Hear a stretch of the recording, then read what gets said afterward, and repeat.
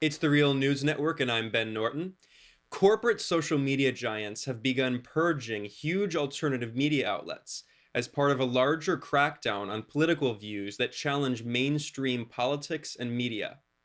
In early October, Facebook removed 800 pages and accounts, targeting left wing media outlets, libertarian pages, police transparency pages that monitored police brutality, and also anti war pages.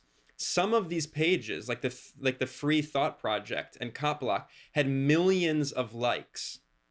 A new report at the Gray Zone Project, which is grayzoneproject.com, reveals how an influential neoconservative operative in Washington, D.C., has actually claimed at least partial credit for this unprecedented social media censorship by Facebook. Jamie Fly, who is a neoconservative in D.C., who has worked for Senator Marco Rubio and also previously was at the Defense Department under George W. Bush, Jamie Fly made these remarks in which he claimed partial credit in an interview published by the Gray Zone Project.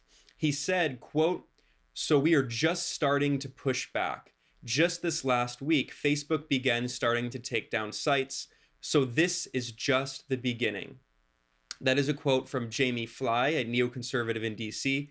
He is a senior fellow at and director of the Asia program at the influential DC-based think tank, the German Marshall Fund. The German Marshall Fund was created during the Cold War as a West German organization that worked with the United States, and actually it is funded by the US government and the German government. It also receives funding from NATO. And Fly, who is a neoconservative fellow at this think tank, said that they are working with the Atlantic Council. The Atlantic Council is also a US, EU, and NATO funded think tank working together with Facebook to purge alternative media outlets.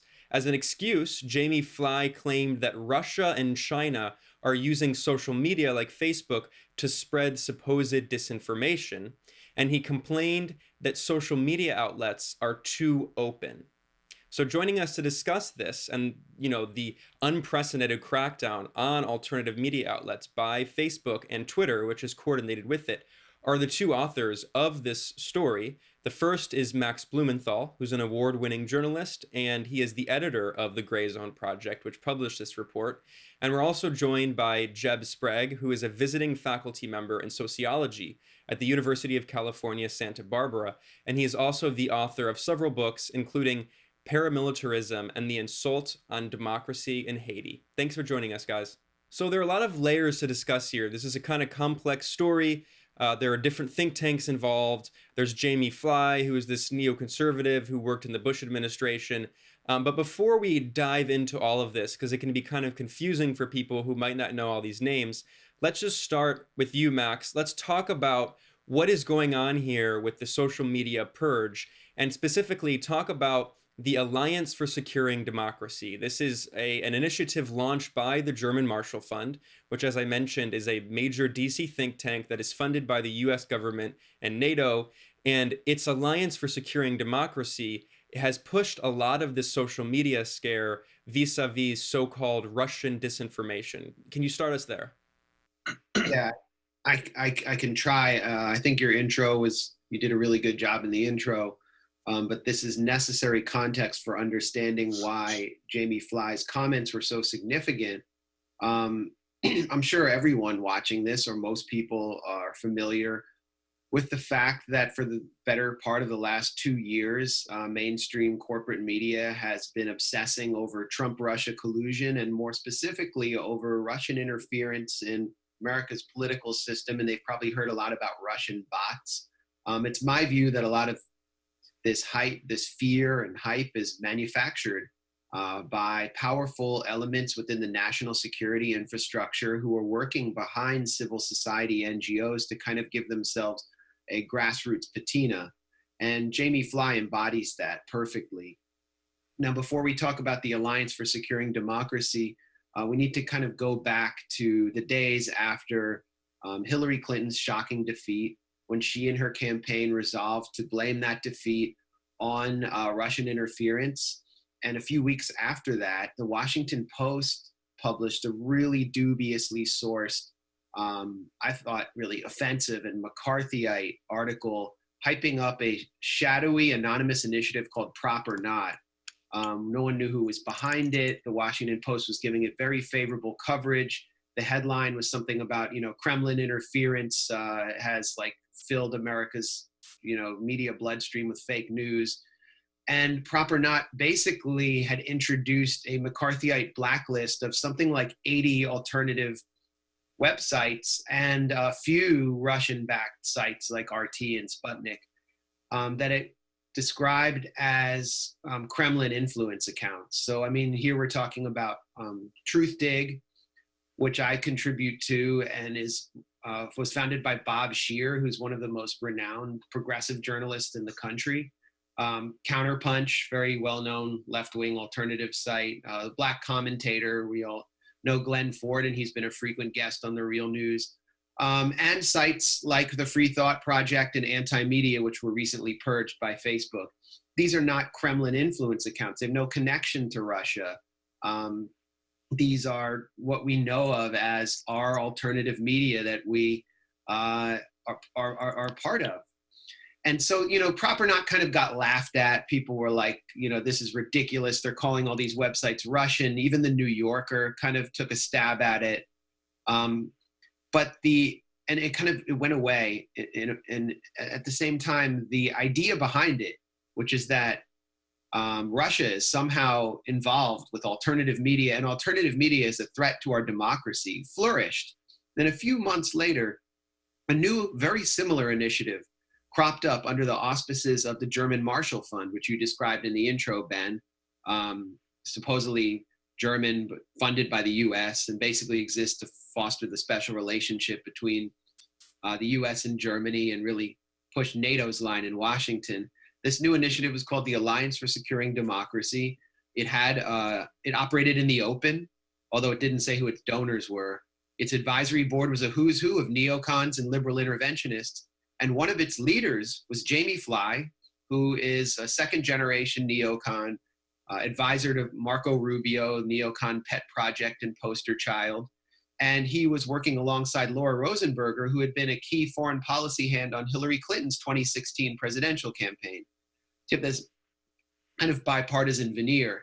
And their main issue was Russian bots. They were claiming that Russian bots were actually dividing the country by infecting Twitter and Facebook with their narratives. And so they cooked up with a team of researchers from George Washington University, who are basically a bunch of spooks who work with the FBI and the military, who I think may have had something to do with Prop or Not, to create this dashboard called Hamilton 68. And many people watching this may remember that dashboard, because if you go on Twitter, all kinds of centrists will screenshot that dashboard from day to day and claim that, the Russians are pushing the narrative that, they're pushing the take a knee narrative in the NFL. And this site literally accused Colin Kaepernick and the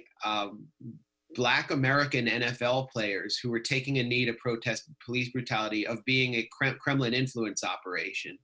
And Senator James Lankford from Oklahoma actually went on the Senate floor and said Russia is dividing us along racial lines by pushing the take the knee protests. The thing is, this website and their dashboard, it's a complete sham. They refuse to name what accounts they're monitoring. And Clint Watts, one of those spooky researchers who I had named before, who helped create this dashboard on behalf of Jamie Fly and the German Marshall Fund, actually admitted that they weren't tracking bots, that the accounts they were tracking may not have even been Russian, and that they were real people who simply dissented from the Washington consensus on foreign policy. So it's basically a giant sham, but the idea behind the sham is to hype up the fear of Russian interference to carry out the real goal, which Jeb is going to talk about a little bit, which is taking place right now in real time before our eyes, which is to multiply American power and consolidate the control of the national security state, the bipartisan national security state, over these social media platforms, Facebook, Twitter, even Instagram, which represent our digital commons, and to drive off the evildoers who are challenging American state violence, like the websites that were recently purged by Facebook. So as I said from the beginning of Russiagate, and people were like, why are you defending Putin?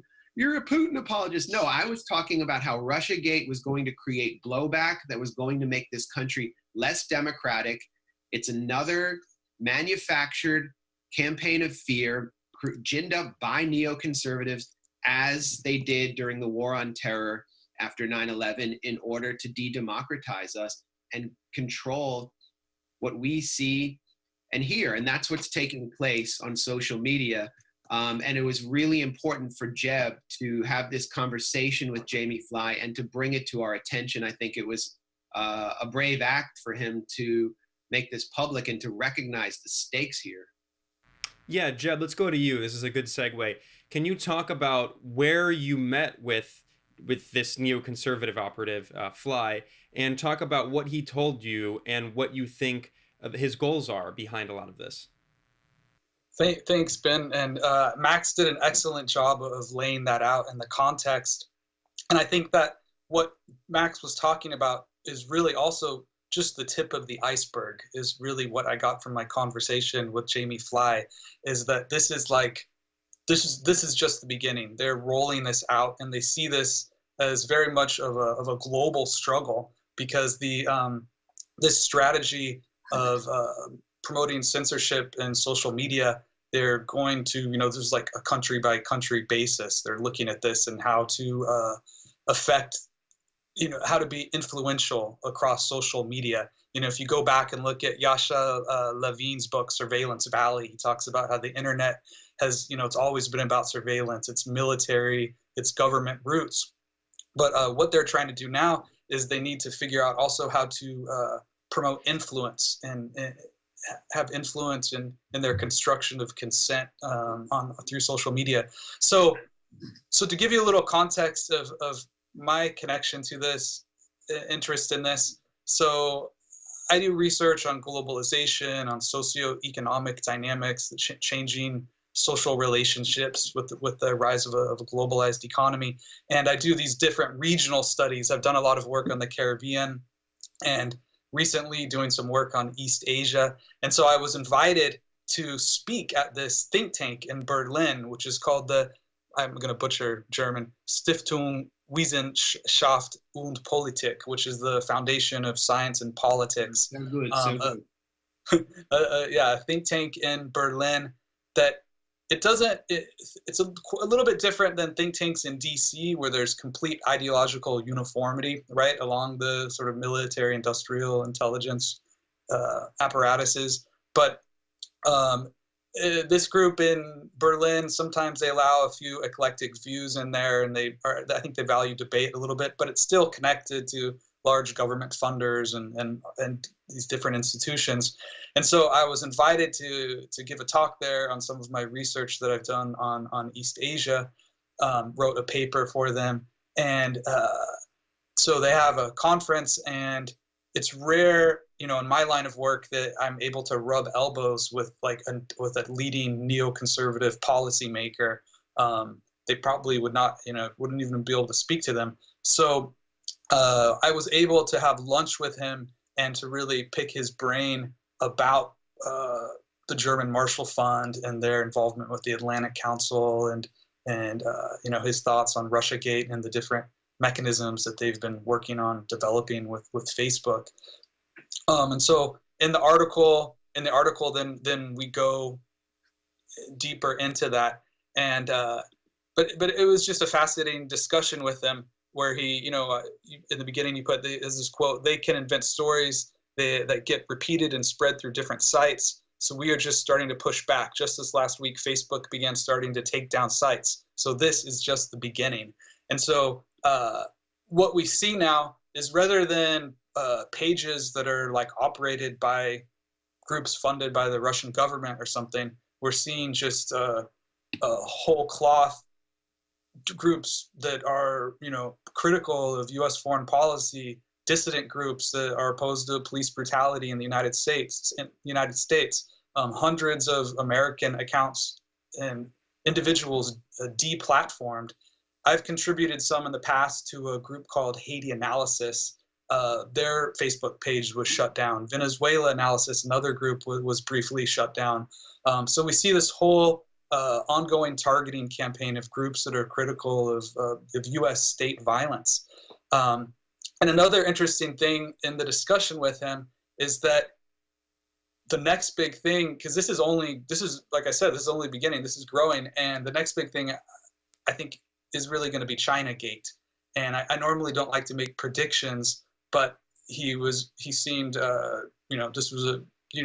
he seemed to be very much watching this. Now you have Trump talking about China carrying out influence operations to support the Democrats. And so it's this, back and forth now partisan rhetoric that we see playing out. And the whole thing, like Max said, it's so ridiculous. So, it's been documented that the memes and the articles and things put out by groups connected to Russia, I mean, very small number of Americans actually see these cartoons. There's things looking at like troll farms in Russia that produce some cartoons, like of Bernie and some other people, that a few hundred or a few thousand people saw. Yeah, and a lot of these people even saw them after the election. So I wonder what's next. Are we going to have like Teletubby memes that are manufactured like in a bunker in Beijing that's like threatening American democracy? Is this like the next? What is the next story that they're gonna concoct? And so, on that note, Jeb, I'm going to take a brief pause here. I'm going to continue our discussion. I'm joined by Max Blumenthal, who's a journalist and the editor of the Gray Zone Project, and also Jeb Sprague, who is an academic and a scholar who researches globalization. And join us in part 2. We're going to continue the discussion of how social media is being censored and propaganda is being weaponized to demonize the two big U.S. boogeyman of today, of course, China and Russia. Join us in part 2 here at the Real News Network.